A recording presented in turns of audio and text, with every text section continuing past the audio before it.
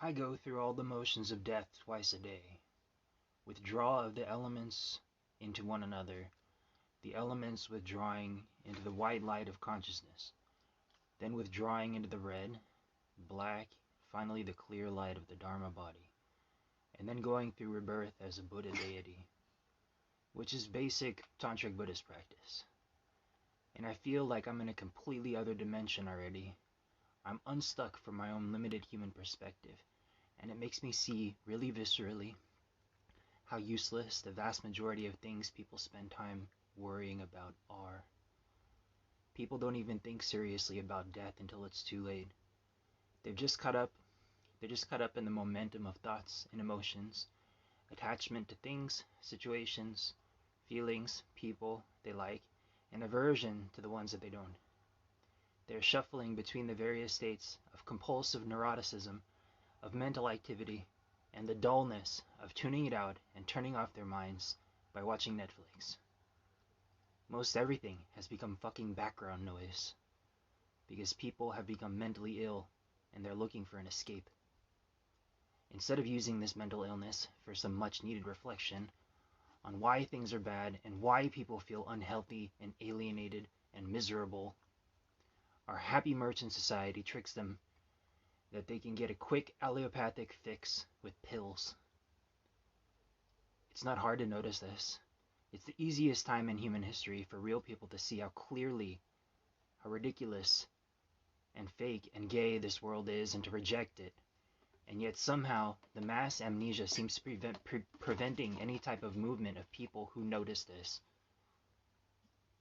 More and more people seem to want fulfillment with unorthodox goals, rejecting the quaintness of traditional family values and religion, and yet nothing postmodernism has offered has filled the void.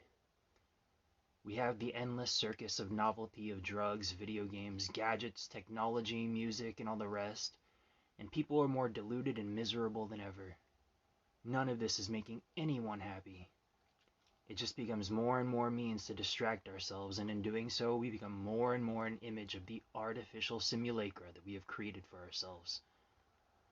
We seem to think that we can just keep constructing these artifices around ourselves forever, stumbling along in this haphazard way, getting further and further from the human nature until we forget what it even is. Maybe that's what some people want subconsciously. Nobody seems to want to stop themselves and face their own psyche.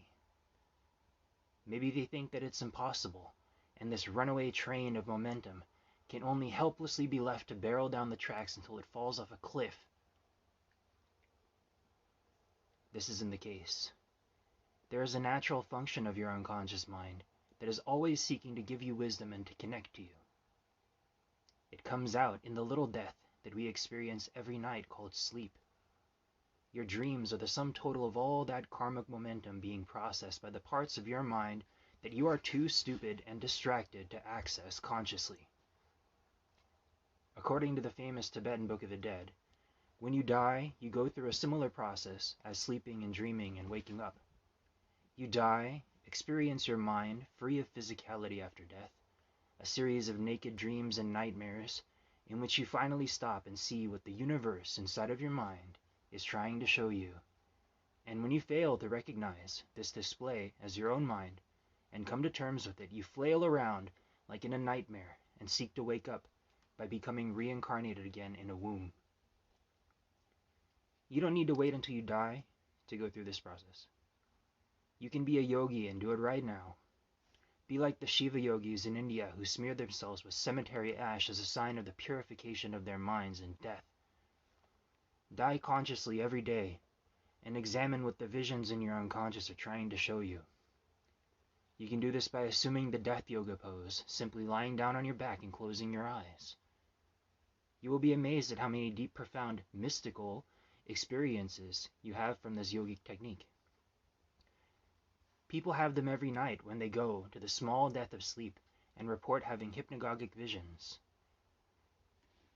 They hear the repressed voice of their unconscious minds bringing to focus the unspoken wisdom within consciously repressed memories. They have out-of-body experiences. Then they have the psychedelic adventures of their dreams in which they experience the universe of their own minds. Then they are reborn the next morning into a new life, completely dismissing the experience and memory of the death process they have just gone through, and they resume the momentum of neurotic distraction and numbing of their minds. You don't have to become a monk to renounce this life and seek meaning and peace. You can die multiple times a day. It's as easy as interrupting the momentum of your illusory life and focusing on the death process like I do. When you get a feel for it, you can recall the process practiced in the motions of meditation in a half a second. You can purify your mind in death instantly, like a Shiva-worshipping yogi who lives meditating in a cremation ground covered in ashes, the only living thing amongst the corpses and ghosts, completely free from this life.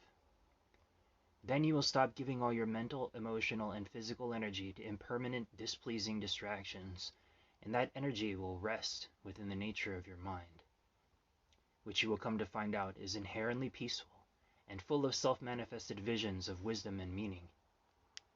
The universe of your mind always had the answers you were seeking from the beginning. It is the primordial guru, Shiva, worshipped by the yogis with begging cups made of skulls.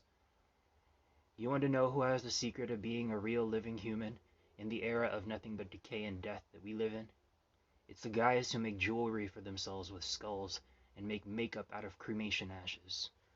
Go die.